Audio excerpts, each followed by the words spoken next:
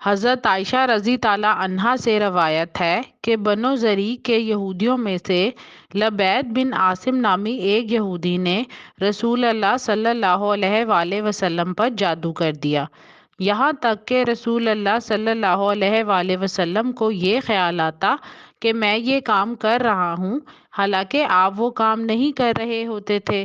حتیٰ کہ ایک دن یا ایک رات کو رسول اللہ صلی اللہ علیہ وآلہ وسلم نے دعا کی، پھر دوبارہ دعا کی، پھر تیسری بار دعا کی، پھر فرمایا، اے عائشہ، کیا تمہیں معلوم نہیں کہ جو کچھ میں نے اللہ تعالیٰ سے پوچھا تھا وہ اللہ تعالیٰ نے مجھے بتلا دیا؟ میرے پاس دو آدمی آئے، ان میں سے ایک میرے سرہانے بیٹھ گیا اور دوسرا میرے پیروں کی جانب بیٹھ گیا۔ سو جو آدمی میرے سرہانے بیٹھا تھا اس نے پیروں کی جانب والے سے کہا، یا پیروں کی جانب والے بیٹھے انسان نے سرہانے والے سے کہا، اس شخص کو کیا تکلیف ہے؟ دوسرے نے کہا، ان پر جادو کیا گیا ہے۔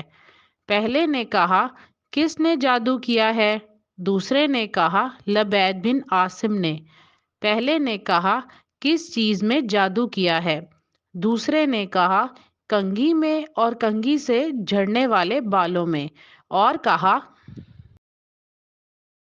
تر کھجور کے خوشے کے غلاف میں۔ پہلے نے کہا، یہ چیزیں کہاں ہیں؟ دوسرے نے کہا، ذی اروان کے کنویں میں۔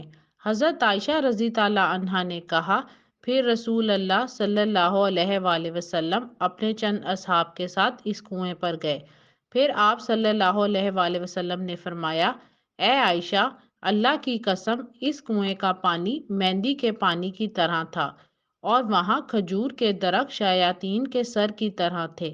حضرت عائشہ رضی تعالیٰ عنہا بیان کرتی ہیں، میں نے کہا، اے اللہ کے رسول صلی اللہ علیہ وآلہ وسلم، آپ صلی اللہ علیہ وآلہ وسلم نے اس کو جلا کیوں نہیں دیا؟